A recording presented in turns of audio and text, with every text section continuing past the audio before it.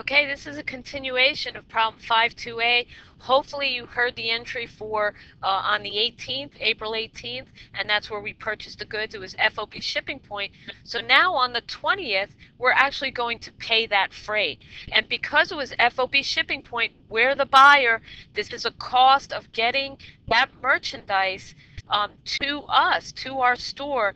That's part of the cost of our inventory. So what I want to do is debit my inventory, um, and I'll credit cash here for the $100.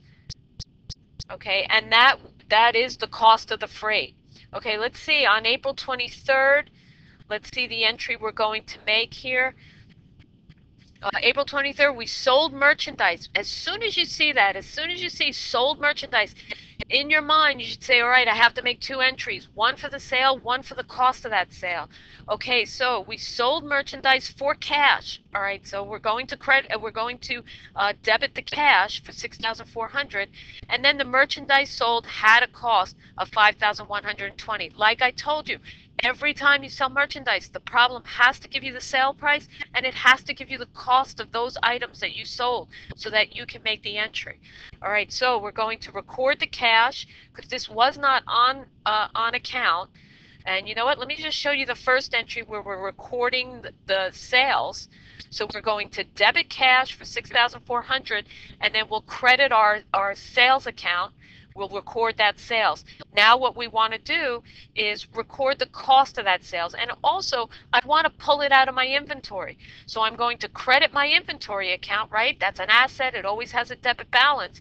So I'm going to credit my inventory account for the cost of that sale, the $5,120, and then record that cost of goods sold because we are under the perpetual method. Okay, on the 26th, let's see. We purchased merchandise for cash, $2,300. All right, that's an easy one. Purchase, I'm only going to make one entry. I'm definitely, when I purchase, I'm going to debit my inventory account. Because we're paying cash, they tell me we're paying cash. What do? You credit your cash. Every time you see pay cash, credit your cash account. And they tell us it's for $2,300. All right, that's on the 26th. On the 27th, we paid Skywalker Distributors in full, less the discount. All right, here again, I have to calculate what my discount is. What did we owe Skywalker? If I go up, that was on the 18th. We owed, let's see, on the 18th, we purchased merchandise from Skywalker. We owed them, our accounts payable for them is $4,500. We didn't return anything on this transaction, so that's what we owe Skywalker. So I want to calculate my discount on that amount. And because it's we purchased that inventory, that's a part of my cost. My inventory will cost less if I take advantage of that discount. Then I definitely want to credit my inventory account for that discount. All right, so we're taking the 2%. So here I'm going to debit accounts payable. I'm going to take off my books the fact that I no longer owe this supplier the money. Right, we're paying them the $4,500, and then I'm going to credit merchandise inventory. The $4,500 times the 2% will give me that discount, so I can reduce my inventory by the discount because now my inventory costs me less because I took advantage of that discount. And then the difference between the two is the cash I'm going to pay. I took advantage of that discount, so I don't have to pay that much cash. All right, on the 29th. Let's see, we made refunds to cash customers for defective merchandise of $90. All right, this is where we're refunding our customers. Because we're being the seller now, when I sold the items, I made two entries. So now that I'm returning, customers are returning items to me, I have to make two entries for it. One to record that this sale, I have to reverse part of this sale, and then the other entry to record that this item is coming back into my inventory. My cost of goods isn't reflected correctly unless I reflect this return, the return of these items, the cost of these items.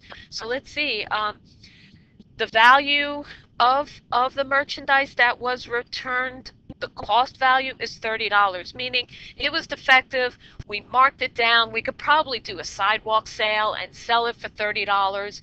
So that's what we're going to put it back into our inventory for $30. And then of course I have to show that this refund was made and we paid the customer in cash.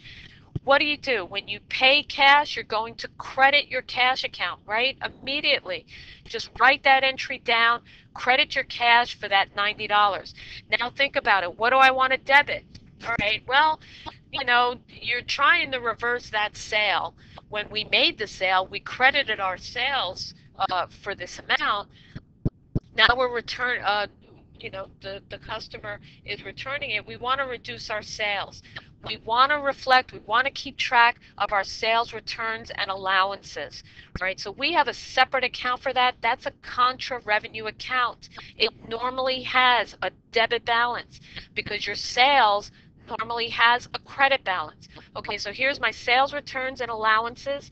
I'm debiting it for $90 and I'm crediting the cash for $90. Okay, that was part of the entry. Now I want to record the cost of it. I want to record that I'm putting that item back into my inventory account. The value of it is $30. And of course, I want to reduce my cost of goods sold by the $30 because that, you know, I didn't sell this item. So I want to reduce the cost of goods sold in my books. All right, on April 30th, we sold merchandise on account for $3,700. Terms are net 30. The cost of the merchandise sold was $2,800. You know, the light should be flashing in your head. We're a seller now. Every time we sell an item, we're making two entries, one for the sales, one for the cost. They have to give me both items. They give me the sales price, that's $3,700. They give me the cost of it, that was $2,800. So let me make my two entries, right? I'm going to record the sales. I think it was on account. So we'll debit our accounts receivable. Let's see, oh, I don't have all of them. Let me scroll down for you. And here's the entry. Okay, so the first part, I'm going to debit accounts receivable for the $3,700. It was sold on account, and then here's the recording of the sales of the revenue.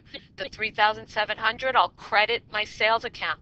Then, of course, as a seller, I'm going to record the cost of that sale, and the cost of the goods sold was $2,800. So I'll debit cost of goods sold for $2,800, and then I'll credit my merchandise inventory for $2,800. All right, I put these entries out on Ocean Cruiser. If you print them out, I highlighted certain ones. I highlighted all the sales accounts. I highlighted in pink the cost of goods sold, or I think it's like a beige. But anyway, if we go over now, I have my T account, so I'm going to post just those accounts. That's all I'm concerned with, because those are the accounts that I'll need to prepare my income statement through the gross profit.